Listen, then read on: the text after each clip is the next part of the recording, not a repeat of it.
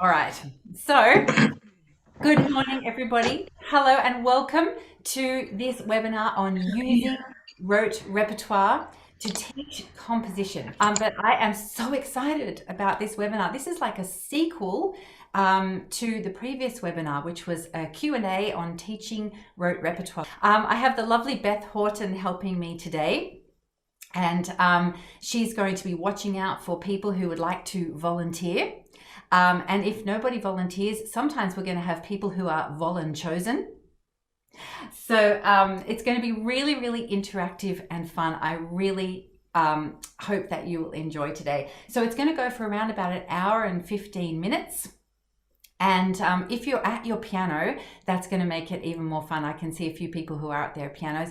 Decide whether you want to have your video on or off. It's totally up to you. I absolutely love seeing you, but we are recording it as you know, and sometimes we will have gallery view showing in the replay, but mostly it will probably be on speaker view, but that's completely up to you.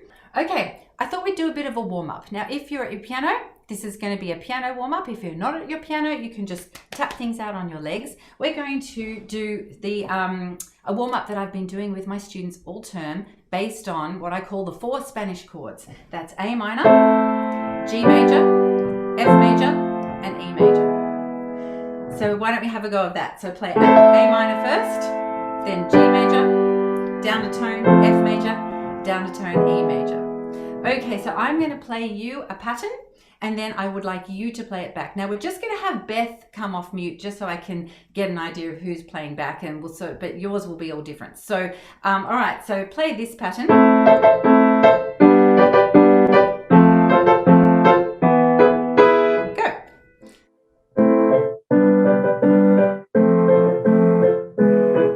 Lovely. How about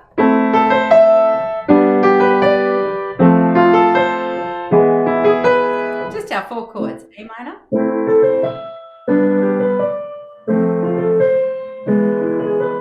Excellent. Okay, now I'm going to put my left hand down an octave and just do fifths, and right hand down an octave as well, and we'll do a bit of a flamenco rhythm. Make it sound really Spanish. How about that one?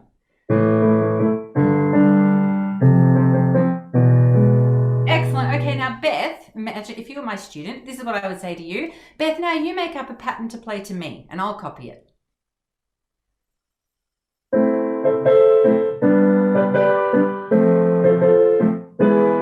Excellent. Let's all copy Beth.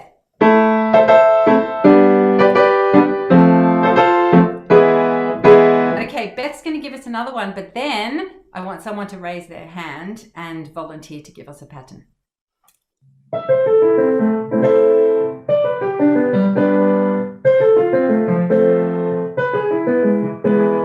Cool. Let's all copy Beth.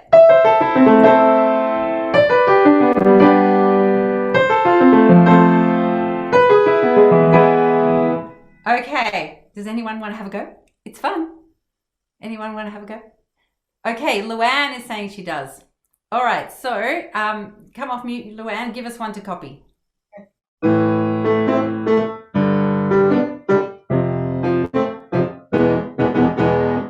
Cool, let's all copy Luann.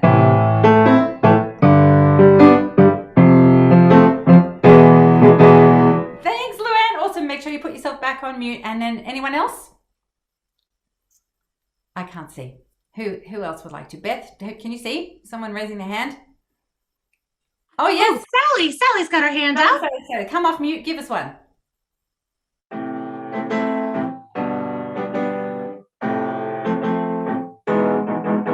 Thank you, Sally. Let's all copy Sally.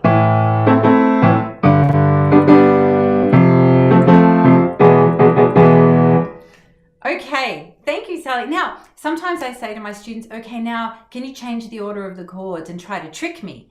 And they'll do that. Or I'll say, can you give me really high ones, really low ones, and try to trick me? And they'll have fun doing that. So this is a really great way to warm them up in a lesson. And it's essentially getting them to compose in a way. It's getting them to make things up. And it's giving them a framework to make things up because they've just got those 4 chords. And that's basically what this whole webinar is about. It's giving students a framework with which to make up a composition And we're going to use the rote repertoire pieces to do that. Now, just before we get rolling on that, I would like to take a poll. And the question in this poll is, do you consider yourself to be a creative or an interpreter? Now, just before we put that up, I'll explain what I mean. If you are a creative, these are my terms, then you're a composer. You're the person who creates music that others play. And or maybe you consider yourself a creative in any field. If you're an interpreter, if you consider yourself an interpreter, which is definitely what I consider myself, only an interpreter until recently, that you play other people's music. You enjoy interpreting things off the page, and of course you might have your own interpretation of, but it's somebody else's composition. You're not actually creating it. So let's put the poll up, and there are 4 options. There's, do you consider yourself more of a creative, more of an interpreter? Beth, are you popping this poll up, or am I? No, it's up already. Oh, I can't see it. Okay. I'm so sorry, but it's there. Okay, great. All right. So the poll is, are you more of a creative? Are you more of an interpreter? Are you equally both? Or are you neither or not sure? So just to let you know, I mean, until a few years ago, I considered myself wholly and solely an interpreter, and I did not consider myself creative at all. And so, yes, you can always pop your answer in the chat or select an option from the poll. So, and if you're not sure and you've never considered this, that's perfectly fine too, because, you know, I've only just brought it up. So the point is that for me, I certainly never considered myself to be a creative person until I started doing it and then gradually became more confident. Now, do we have any results from that poll now, Miss Beth? Just to have an idea. There they are. I've got them sharing. You should be able to see them now. Maybe it's because I've got it. I'm spotlight. It might be because you're a host, but I think everyone else should be able to see them. 2 out of 61 people said they were more of a creative, so 3%. 70% said more of an interpreter. 23% said both equally, and 3% said neither or not sure. Okay, so overwhelmingly more of an interpreter? Yes, ma'am. Absolutely. 70%. Yeah. 70% more of an interpreter. Well, that makes complete sense because that's what this webinar is about. And why would we all be in this webinar if we were all already so creative? So I am really hoping that by the end of the webinar, we all consider ourselves a bit more creative. But there are definitely 3 stages, I think, to getting creative. So here we go. I'm going to share my screen now. So we've got the first stage that someone would go through before they, like on the path to becoming creative, I think is the reluctant stage. Most people who, if you ask them to compose or improvise or make something up, they're like, no, it's okay. You tell me what to do. With encouragement and exposure and some brave experimentation, gradually we can get more comfortable with it. And after a while, when you're feeling comfortable and you start to have more fun, that is when we can get to the eager stage. Now, I am hoping that by the end of this webinar, we're going to at least all be in the comfortable stage, if not further. That is the aim. So today we're going to be looking at pieces from the Blitzbooks Rote Repertoire series, and they're all categorized according to hats. So a 1-hat piece is for beginners, their very first 6 months of learning. Some of the pieces you could even do in their first lesson. Then a 2-hat piece is for 6 to 12 months of learning. In the last webinar, we did a piece called Spanish, which was a 2-hat piece. Then 3 hats and so on is 12 to 18 months, 4 hats, 18 to 24 months plus. So the entire range is actually written for elementary students. The whole range is, in fact, I ran everything past Julie Nur of Piano Safari because she's so well versed in beginners and she did her doctorate on that. In her mind, you are a beginner for the first 2 years. So all of these pieces are sort of centered around that. But I use them for all my students because they're also sight reading activities. Now, the pieces that we're going to go through today, I'm hoping, if everything goes according to plan, that we will get through one of each. So the one hat piece is semi-disco. We're not necessarily going to do it in this order, but these are the pieces we're going to explore today. And maybe you even had a chance to have a look at the level 1 reminder videos that were sent out with your registration email last week. But if not, it doesn't matter. We're going to go through it.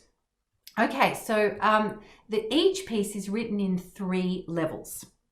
And this is what we covered in the previous webinar. The first level is the one that's taught by Rote. Students play it first. You don't show them the score first. First you play it, then we look. Then when they go to level 2, you compare the scores first and spot the difference and then play. And then it's the same for level 3. So we went through that process in great detail last time, but what we didn't really get to much of last time was the fact that, and then after we've done levels 1, 2, and 3, I ask students to make up their own level 4. And level 4 is when we are actually creating. So that's the whole process that we're going to go through, and to be concentrating on the level 4 concept today and using the levels 1 to 3 as a framework for teaching composition.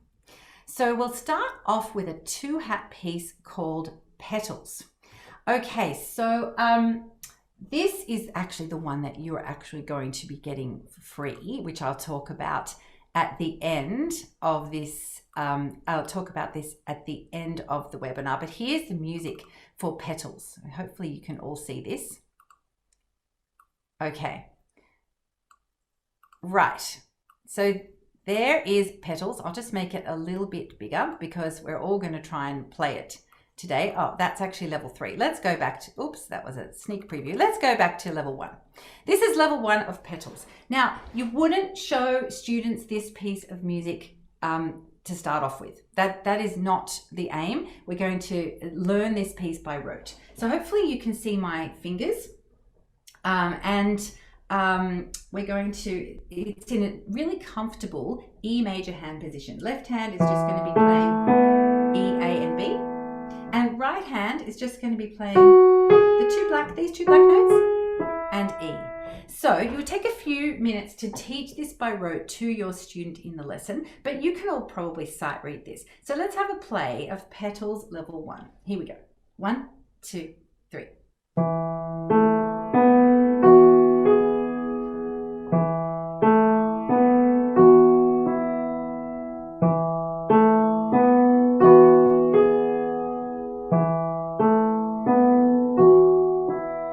The octave.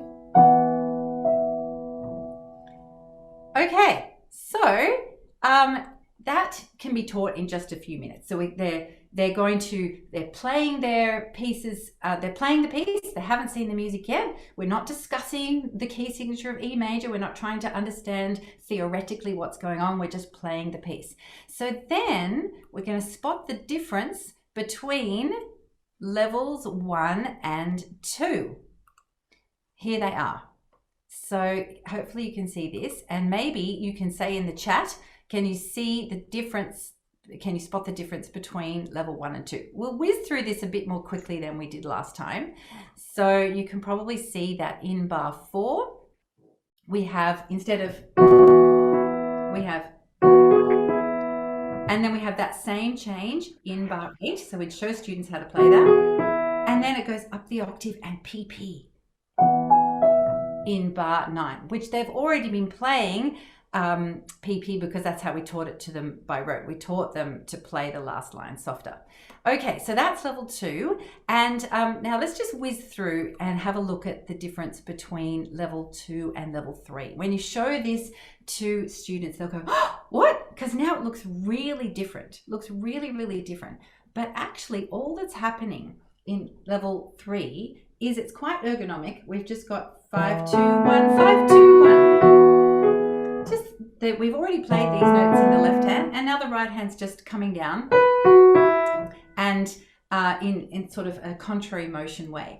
And so that is the only change in level 3, except that at the end, the left hand actually jumps down an octave at the same time as the right hand jumps up an octave, which makes it a little bit trickier and might need a bit more practice. Oh, and they'll also notice that it says writ on the page. That's another difference.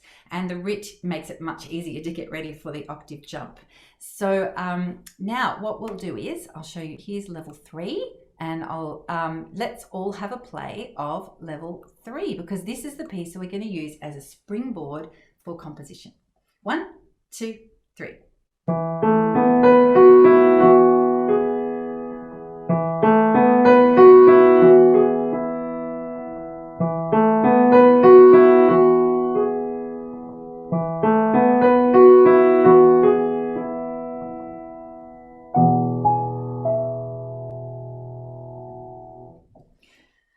Okay, right, so that is petals level 3. Now, the idea is that once students have played level 3 and are feeling really comfortable with it, then we're going to say to them, okay, so now I would like you to make up your very own level 4. And they'll go, ooh, because it's easy. They've played 3 versions of the piece. It's not a difficult concept for them to understand that they're going to make it different again. However, sometimes it is, if you say to them, okay, so how do you want to make it different? Then sometimes you get this response. I don't know. So we have to give them ideas. It's really important to give them ideas. So I would start off by saying, well, one thing we could do is it's pretty legato. So why don't we just take out the legato and make it staccato and see how that sounds? And already it sounds quite different. I would like for people to maybe start suggesting in the chat how we could make this piece different. So just write your suggestions in, and I'll play a couple. So Beth, we might need you to call them out, so I can say, more octaves. More octaves. So either we could play it in octaves, or maybe a different register. Okay. What else? What else have we got? We have a shy rhythm. Ooh, a swung rhythm. Swung rhythm. Okay.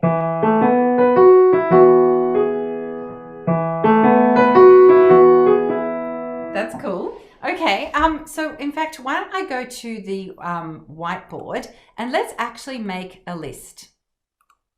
So we could have more octaves, we've had that, or change register. Oops, change register. So we've done that. We could have swung. What else? What else are people saying? Because I can't quite see this chat. I don't know why. Sharon suggested inversion. Inversion. Oh, inversion. So we could turn things upside down and have the right hand going first in another direction. I like that. Yeah. Johnny said more dynamics. Tonality, dynamics.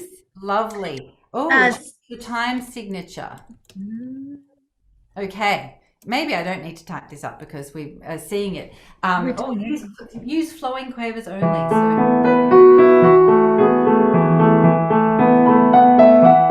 change from 3, 4 to 6 times. So we could go.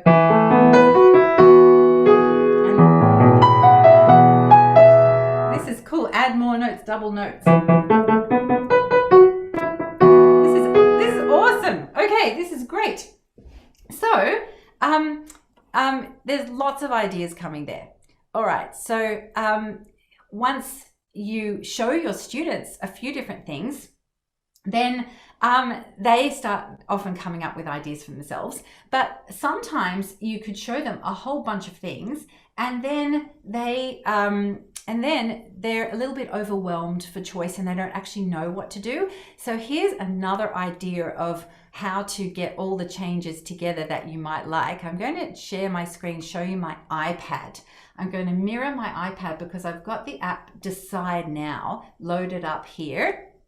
And this is the best app because you can enter anything you want into the wheels. So this is the wheel that I've made with level 4 changes, and it's got all these different things, add tempo changes, rhythm changes, style, genre, accompaniment patterns, and these are all the kind of changes that I could think of. And then what we do is we just spin the wheel. So what we're going to do is we're going to spin the wheel and then we're all going to have a go of whatever it says. Okay, on to side now. Here we go.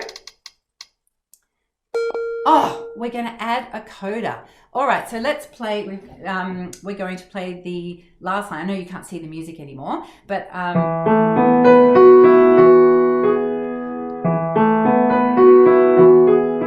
there's already a kind of coda on there. So maybe we just go out another one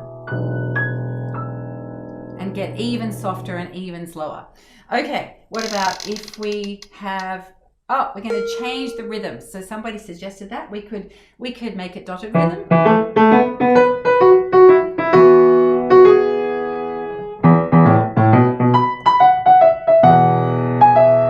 We can start stacking up ideas that we already came up with as well. Let's spin the wheel again. Change the style or the genre. Okay, so if we didn't want to make it that flowing style, we could just make it like a march. We could go.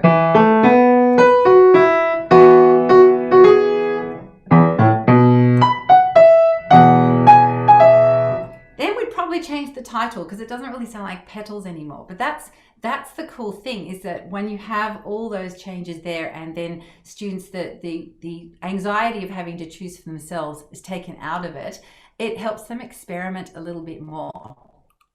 So I highly recommend the Decide Now app. It's free, and in the gift bag we'll be sending you a link so that you can import those changes. You can import that wheel into that app. So that is lots of fun to do.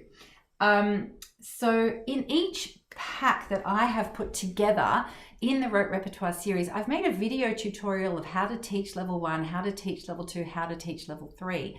But I've also made a video of composition ideas for level 4. And it's aimed at teachers. You know, the video starts off always with, here are 3 ideas to help your students get started with their own level 4 of this piece. And the ideal thing is when you show students something to do and then they say, ew, I don't like that, which is great because you've got a reaction out of them and they're likely to go forth and do something that they do like. Okay, so one other thing that happens when you're trying to get students to make up a level 4 is that they come back the next week. They were certainly excited about the concept, but and you say, how did you go with your level 4? And they say, oh yeah, it was good, but I forgot it. And then they can't play it for you. Or they're kind of just making it up on the spot when they come. So this is very common. I encourage them to record themselves. There's always a device around where they could do that. So I say the first day, just record yourself mucking around for just 20 seconds. And then the next day, listen back to that recording and see if you like it. See if you like what you did. And then make another recording, either with those same ideas or another set of ideas. And then over a period of 3 or 4 days, they should be able to come up with something that that they've either recorded and can play for you, or that they can actually just play. So the definition of really having done a composition of level 4 is that they could play it exactly the same way twice in a row. That's where it sort of becomes less about improvisation and more about composition.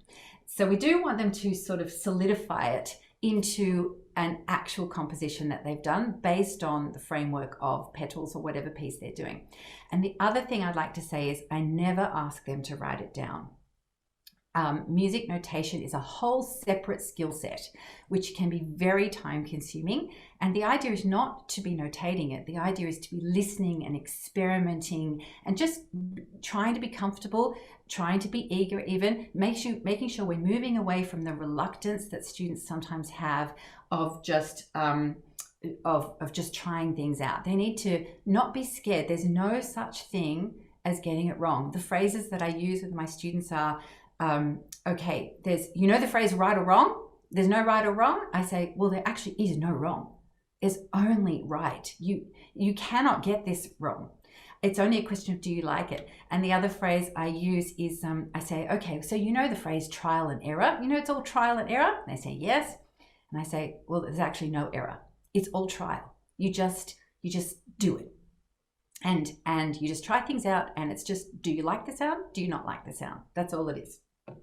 Okay, so now that we've done all of that, I'm wondering if anyone would like to come off mute and be brave and volunteer to play us their version of level 4 of Petals. So I guess I would need to put the Petals music back up here so that we can do that. Is there anyone that is feeling like that they would like to do this based on and if you're not, that's absolutely fine. Maybe we're still in the reluctant stage. We haven't quite moved to comfortable. Miss Beth, do we have any volunteers? I don't see any hands. Okay, that's fine. So we are all still... Oh, wait. Oh, no. Oh, Sally's trying to give it a go. Sally's raised her hand. Okay, Sally, here we go. Okay.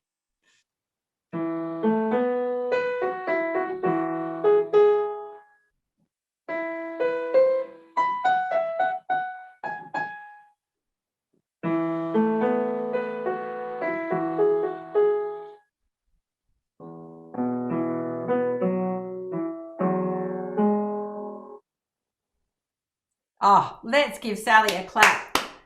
Bravo! Bravo! I love the changing of register and exploring all over the piano and the swung rhythm. Thank you, Sally. That's gorgeous. Okay, you put yourself back on mute now. Now Luann has raised her hand. Oh, so and then Holly has also volunteered in the chat, perhaps after Luann, if we have time. Okay, all right. We're going to have Luann, then Holly, and then we're going to go to the next piece.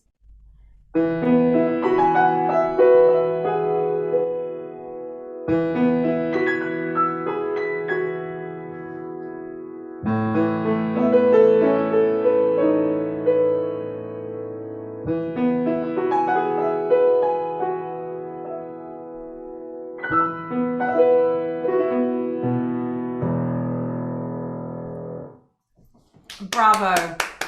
Bravo, Luann. That was actually gorgeous. Now, it's clear that you're probably in the eager stage. That is clear that you are very, very comfortable with that. You're very good at that. And you've probably done a lot of it, I imagine, just sitting at the piano and mucking around and just seeing how things feel and not be at all worried if something comes out and it doesn't sound right, which is what happens with interpreters. Like the way I used to feel, if I used to think, oh no, I'm so scared of getting this wrong, I don't want to do it.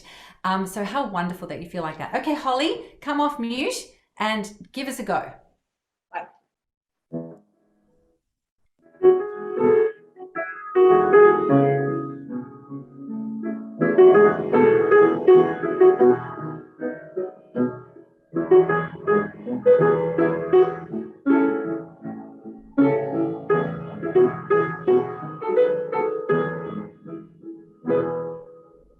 Oh, bravo. Thank you, Holly. Thank you. And see, that ended up being so different from the original Petals, which is wonderful, because what we want to do is really sort of get away from the piece that I wrote. It's just a springboard. We want it to sound different, and the more different it sounds, the more the student owns it.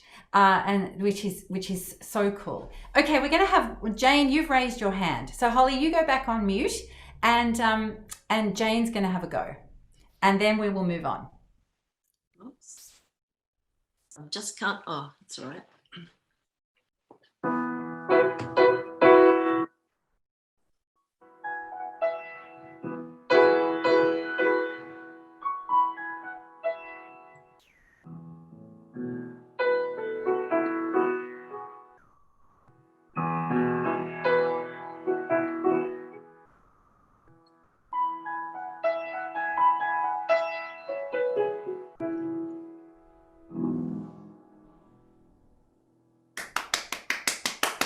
Bravo, Jane.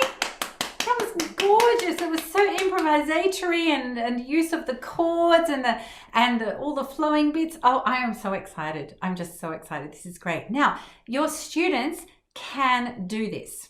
They can do it because you're going to give them permission to do it. And certainly when I was growing up as a pianist, I was never asked to do anything like this. I was never given the opportunity to create and shown that it was easy. So I was just always scared of it. So by having levels 1, 2, and 3, and they've already seen 3 sets of petals, it's easy to just go ahead and do another one. Okay, so now we're going to go on to another, I guess it's a variation of petals. It's a bonus piece in the petals pack called Falling Petals. And so this is, let's go back to level 1 here.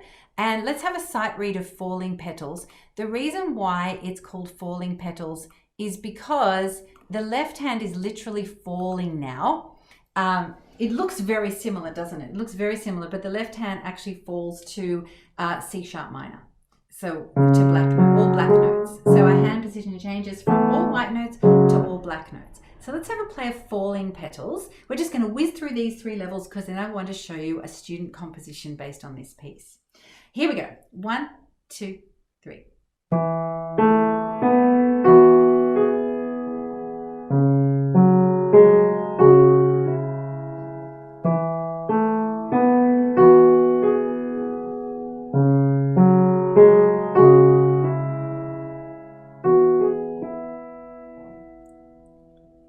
Okay, so then the differences between levels 1 and 2 are the same as we had before in the first part where we have the right hand changing, but now there's an extra line of music where the left hand is falling even more. So in the last line we have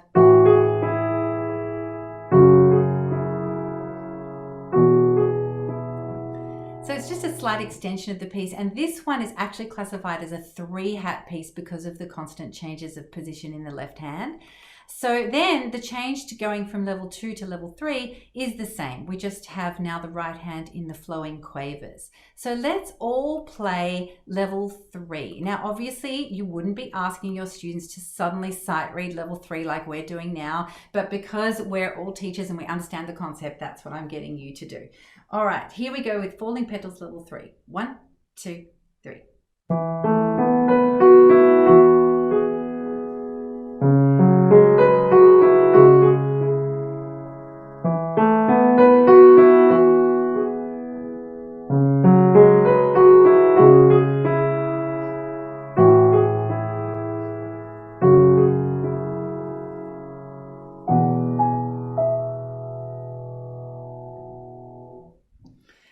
Okay, so that is level 3 of Falling Petals, and I had my student Gia do a variation of that, do a level 4 of that, and she is an advanced student. So and she came back with something just so lovely, and it doesn't sound anything like Falling Petals, as you'll hear, but I just wanted to play it for you too, because it's an example of what happens.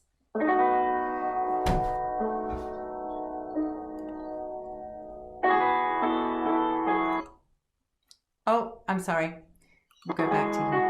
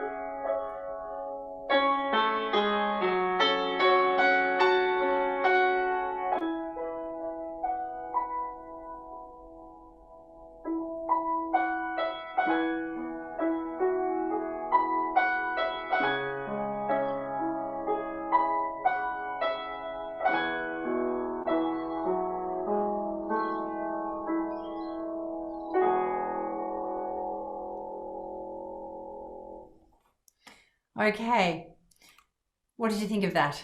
Isn't that lovely? It's just, that was above and beyond. Now, obviously, that's very advanced. Not all of my students come back with compositions like that. But it wasn't very long ago that I didn't include anything like this in my teaching. I didn't have this series. I didn't teach students levels 1, 2, and 3 of a piece, and I certainly wasn't asking them to compose. And so I didn't experience this in my teaching. I didn't have students who came back with compositions because I didn't know how to do it. So I'm just so glad that I have that as part of my teaching now. And it means students like Gia get to label themselves creatives as well as interpreters. And I think that for me is the most important thing. I did see somebody ask in the chat, does it matter if they come back with something quite different? And that's what we were discussing before. No, it doesn't. The more different it is, the better, because we want them to just feel that they can do whatever they like. They have permission to do anything.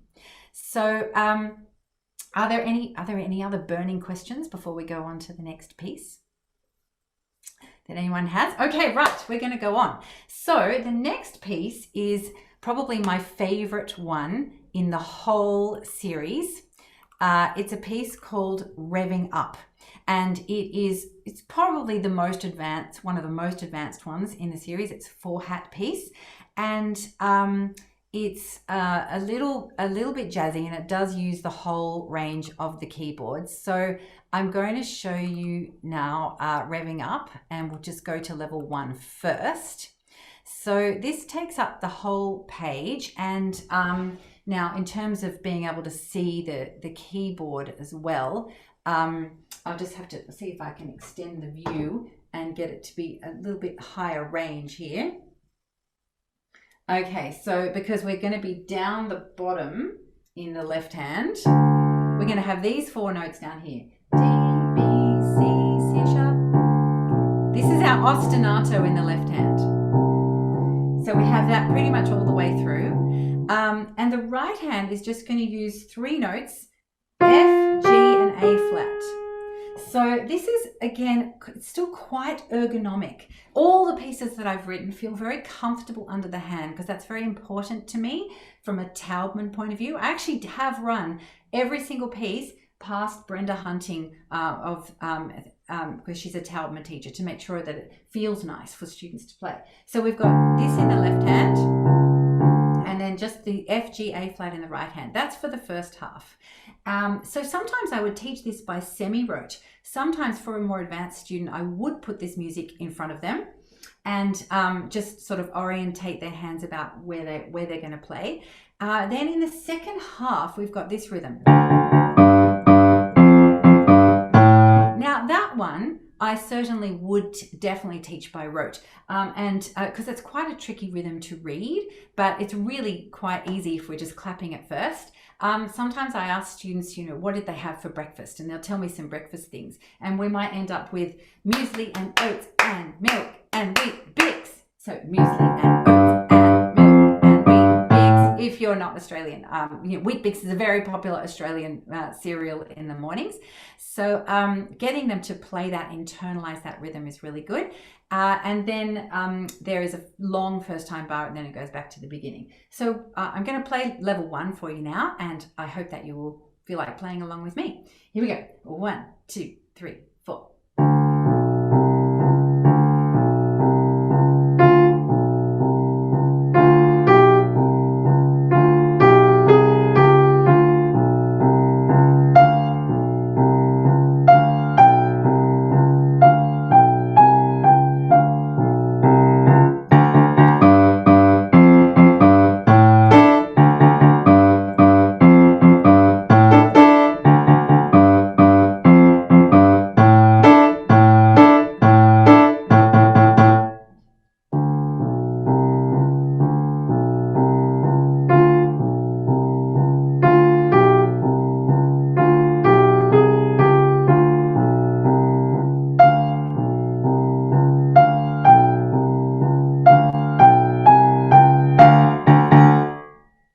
Okay, so that is level 1, and remember that is the level that's taught by rote.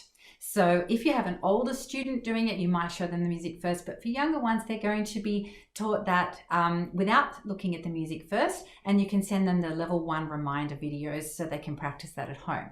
Then when they come back the next week, you can show them the score and say, oh wow, this is what you just played, and then we're going to compare the difference between level 1 and 2. So now we're going to whiz through this, but the big differences are that in the right hand, we now have a little upbeat D leading into it. Again, it feels comfortable to play. So we have the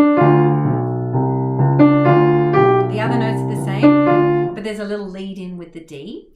And then you can probably see that the difference in the second half, the rhythm stays the same, but we have some register changes at the end.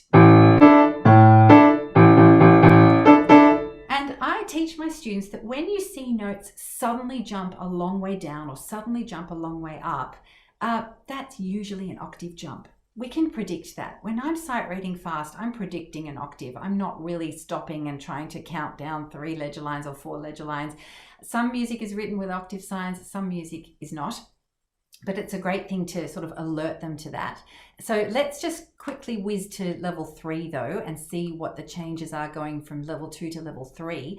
You can see it's quite different. Now the right hand is going back to the Ds and we're wobbling. So it still feels really nice. And then in the second half, we have more register changes at the end.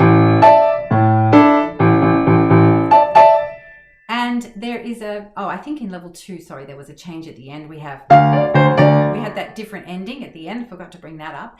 But there's one change in level 3 that pretty much every single student misses. And I'm sure you can see it. It's in the 4th line of the piece. The chord in the right hand changes to a G sus2 instead of a D sus2. But because it's the same shape, a lot of students miss that. Anyway, now I know we're whizzing through so fast, but the idea is to talk about a level 4. Let's play level 3. And what we might do is let's go from the middle. Let's go from there. So that would be bar 11, and then we will go back to the beginning and then play the second time bar. Okay, here we go. We're going from bar 11. 1, 2, 3, 4.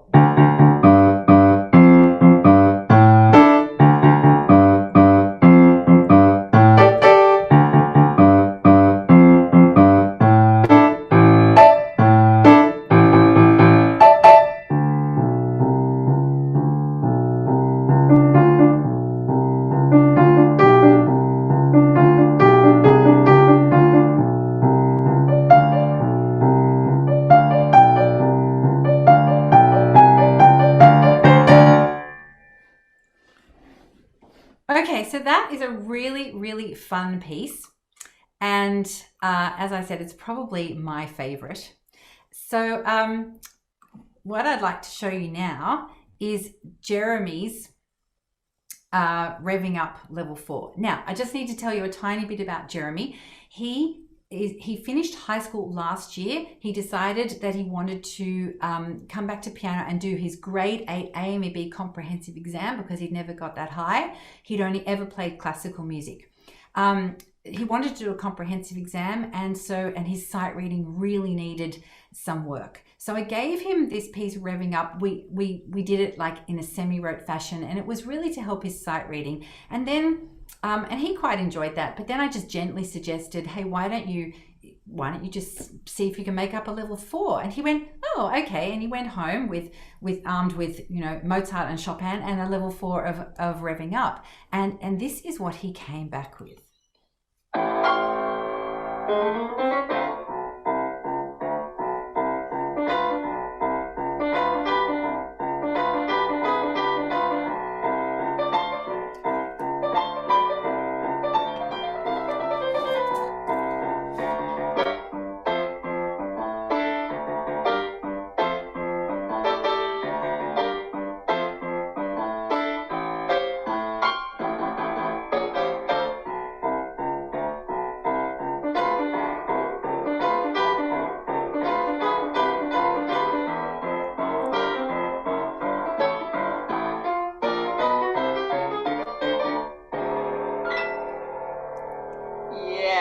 Awesome. So I was flabbergasted. Like, I just sat there and went, oh, I didn't know what to say. I said, Jeremy, you've made my day. This is incredible. I so did not expect that.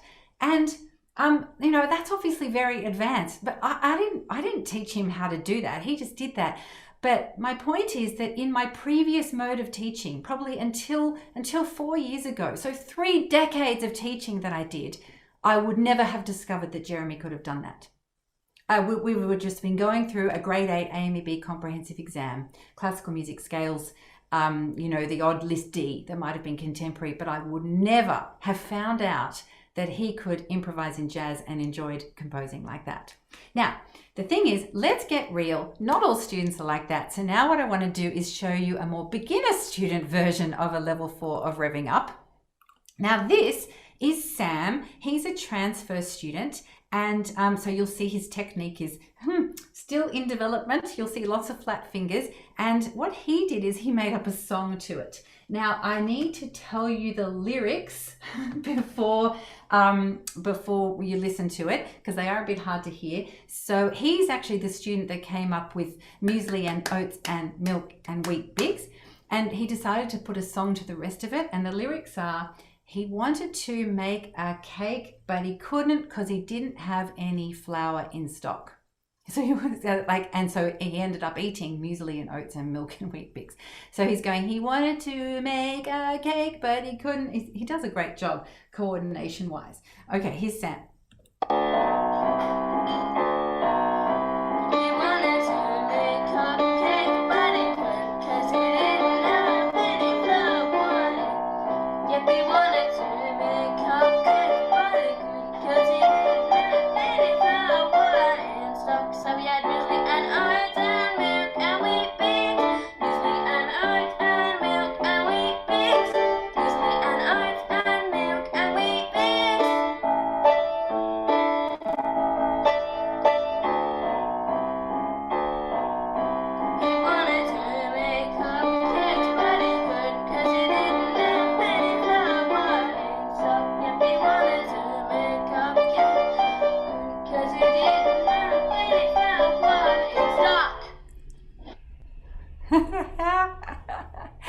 Isn't he cute?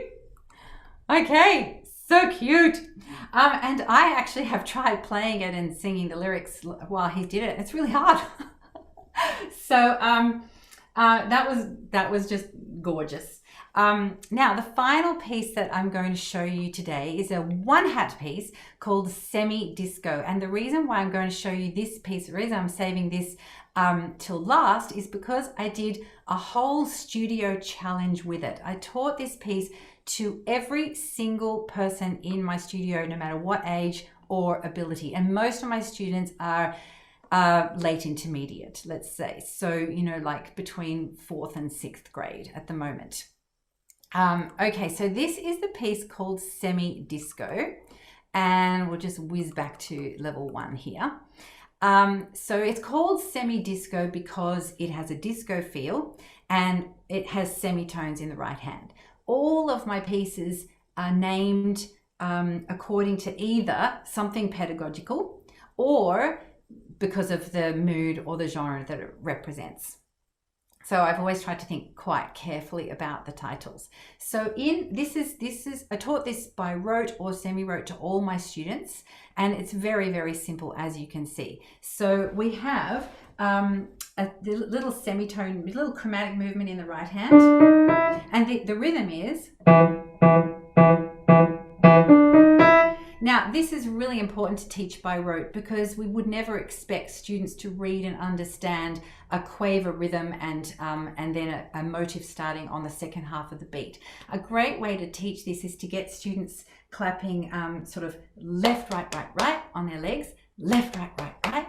And then I say, we'll change it to go to the right, go to the right. And then we do this drill. We go 1, 2, 3, 4, go to the right. 1, 2, 3, 4, go to the right. And then when they're playing that, you can say, okay, we're going to start off on the E's. We're going to do basically 5 E's. 1, 2, 3, 4, go to the right. And then they can get that rhythm really, really easily. So they're playing it first before they see it. We're not trying to read these rhythms. So the process is still the same, just gets us to level 4. Okay, so level 1 has the left hand then climbing up, the right hand right hand is static all the way through. And then we have 2, 3, 4. And then the second half is almost identical, except at the end, the last 2 bars. Okay, so that's pretty easy to teach by rote. And so let's now go to level 2. So spot the difference between levels 1 and 2. So the rhythm is identical. Sometimes it's a little bit tricky for students to see, but what's happening now is the right hand is climbing up just like the left hand does. So we have, starting in this position, and then everything goes up 2 notes. And there's also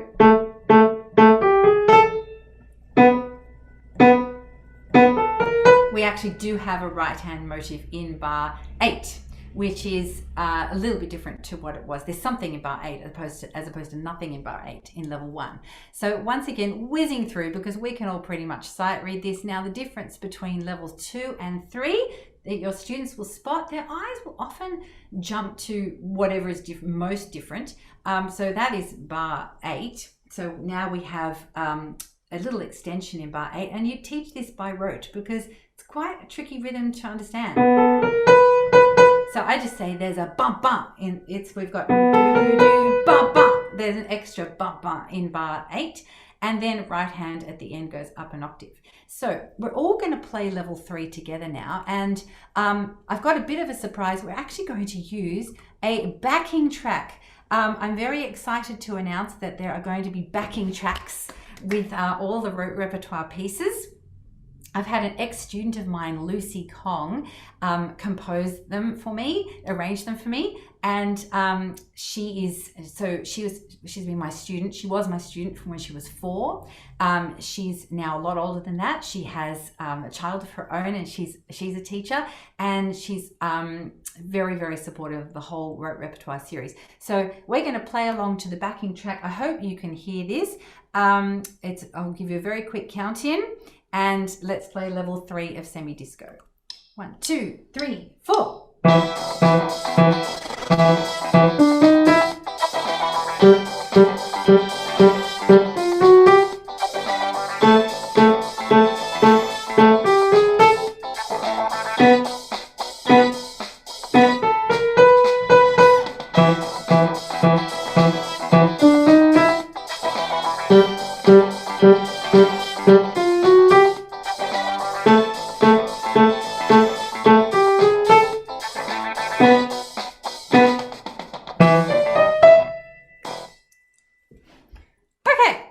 A bit of fun.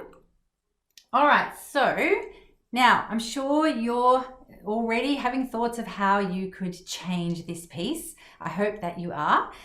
There are some very obvious changes that we could do based on the fact that it's a disco. So if you've got students who, because I taught this to everyone in my studio, lots of them could easily do an octave stretch. And so the first thing we did was make a disco bass.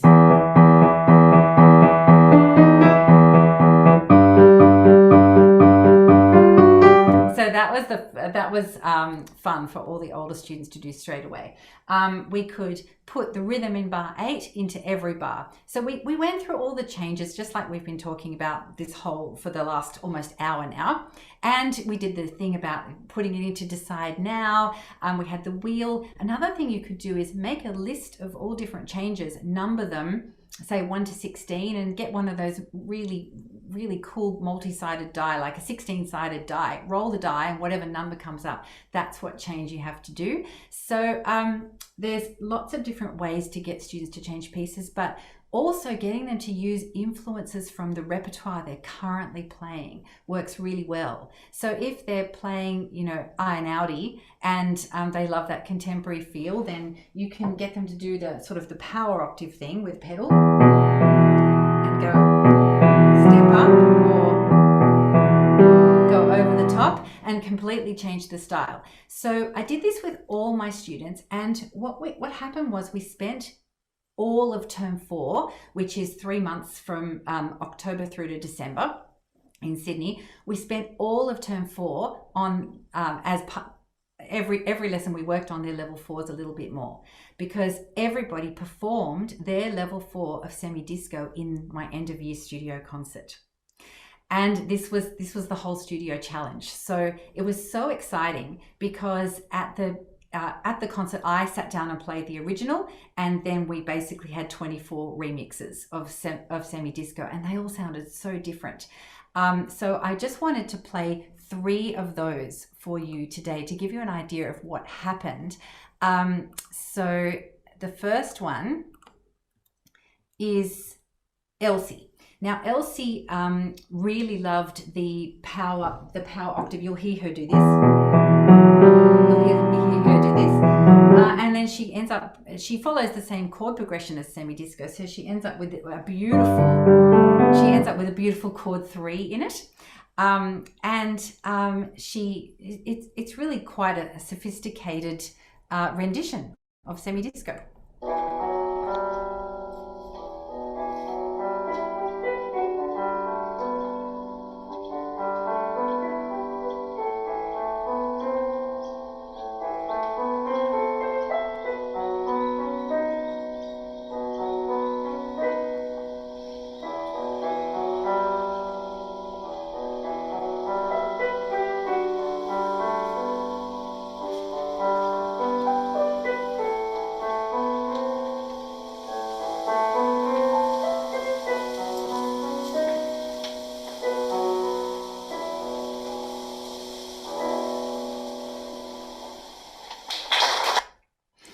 Okay, now next we have Alice. Now Alice, you'll hear hers is a more deconstructed semi-disco.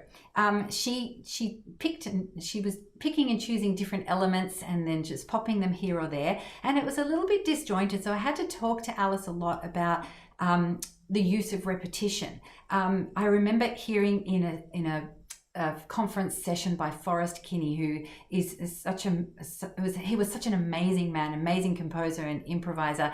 And he said that if you have too much repetition, it bores the listener. But if you have too little repetition and it's too random, you alienate your listener. And I thought that was so interesting. So I talked to Alice about the fact that you can't just have random ideas stacked on top of each other all the time. You have to keep bringing them back so that the audience knows where they are. So you'll hear she used the semitone motive, she used the repeated note motive, and she was really into 7th chords.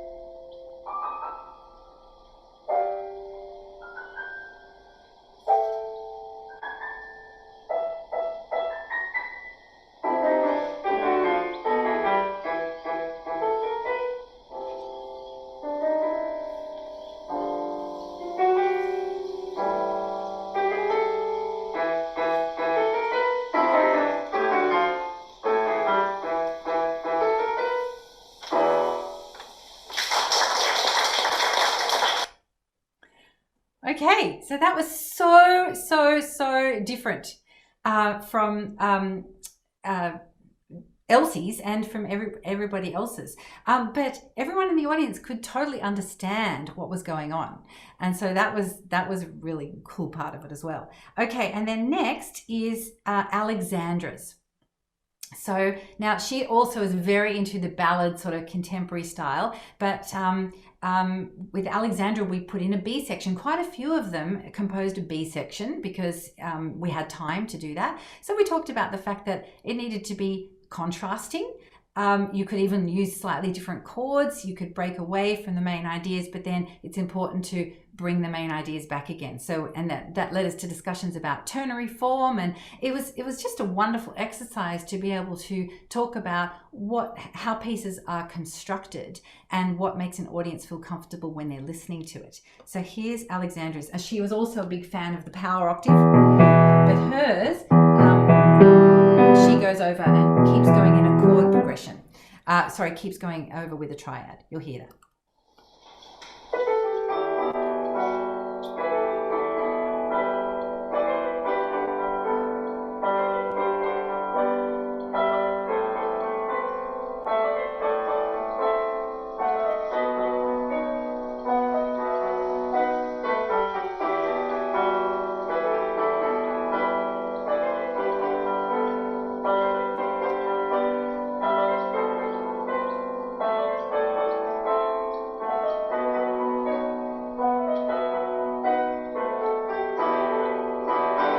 Here's the B section.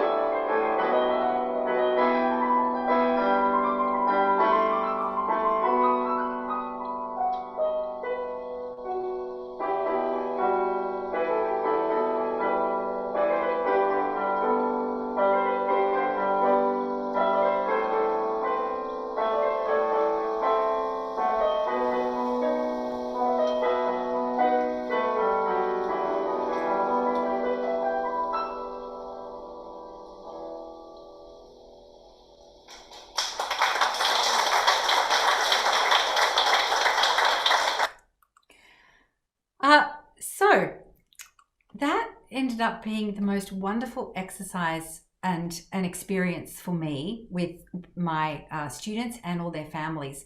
I have never seen my own students so enthralled to listen to everyone else play.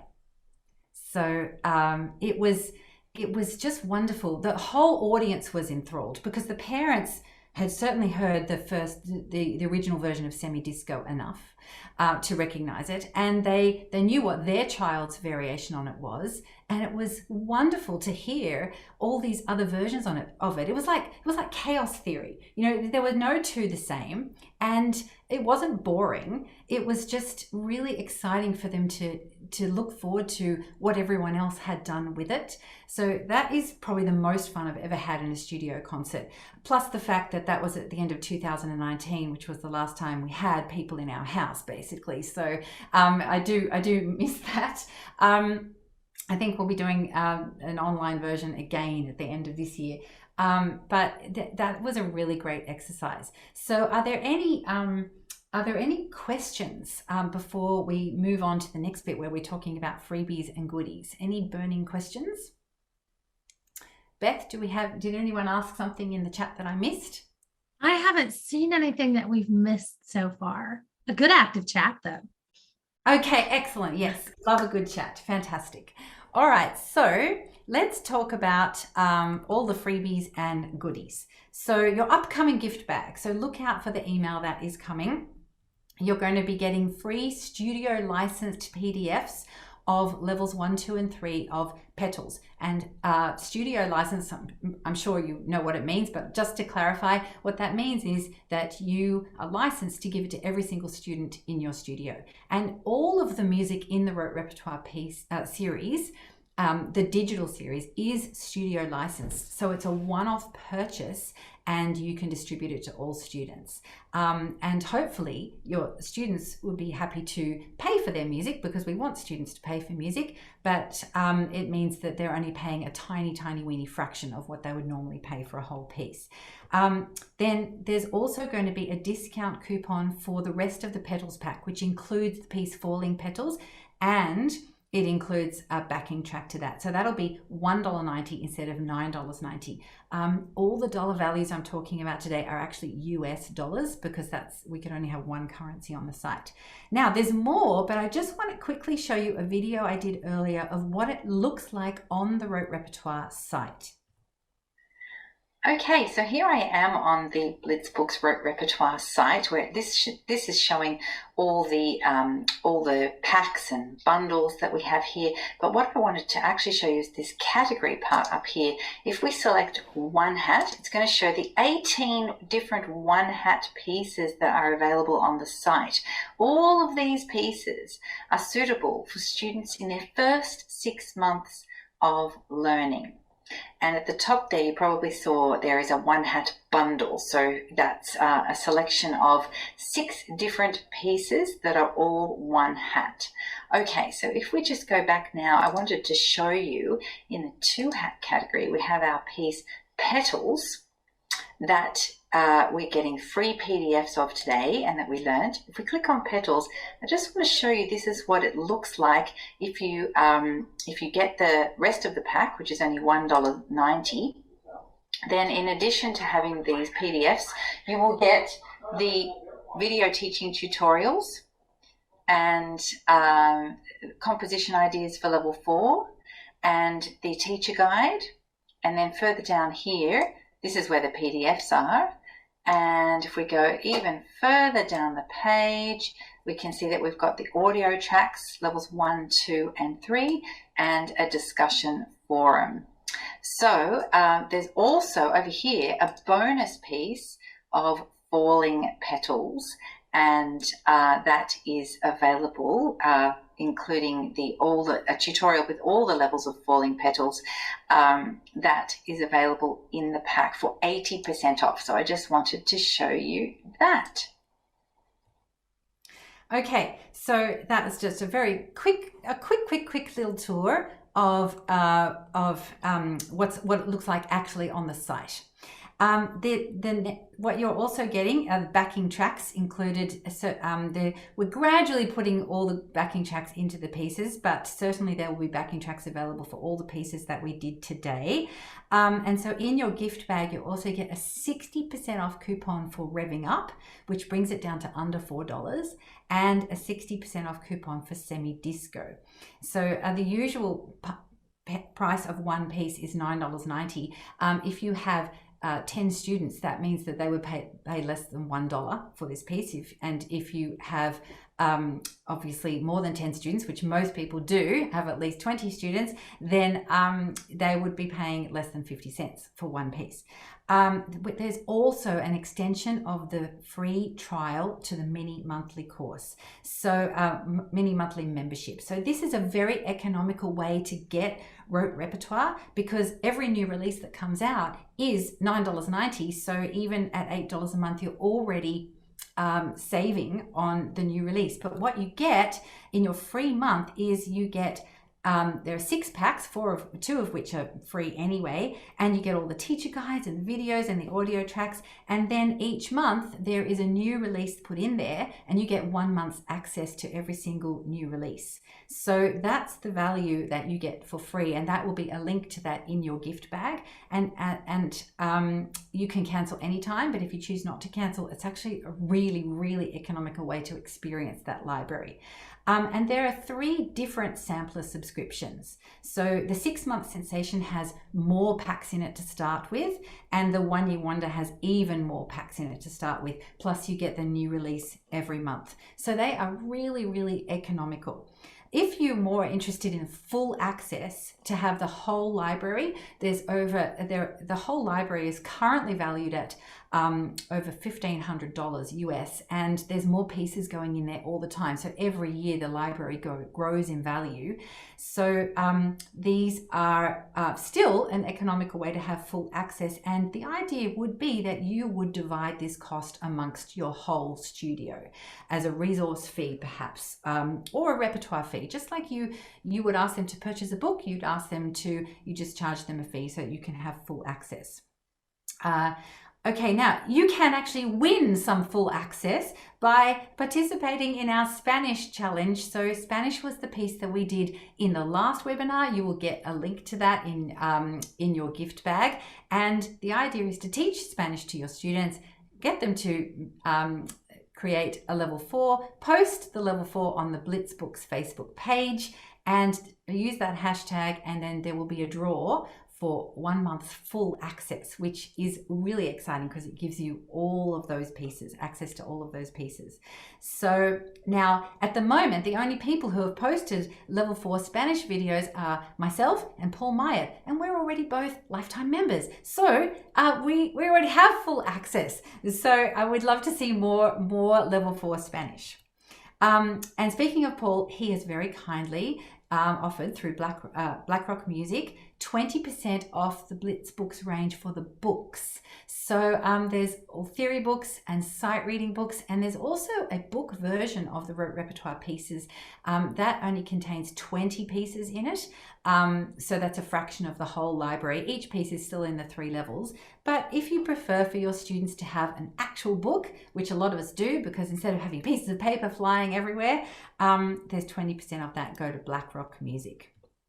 And then for the rest of the digital range, go to roterepertoire.com. You can get there through blitzbooks.com, but you can also just go directly to roterepertoire.com. Okay, so now, are there any questions now? Does anyone want to come off mute and play a level 4 or something? Or, I'm so excited to see. Catherine has shared in the chat that she has been doing Spanish in her studio this term with added violins. Oh, yes. I cannot wait to hear that level 4. Catherine, please post this. We need to see it. We all need to see it on the page. All right. Well, look, if you do happen to think of a question, you can email it. Oh. VY Via says, may I know when is the deadline for the competition? Oh, good point. When is the deadline for the competition? It's pretty much going to be the end of September.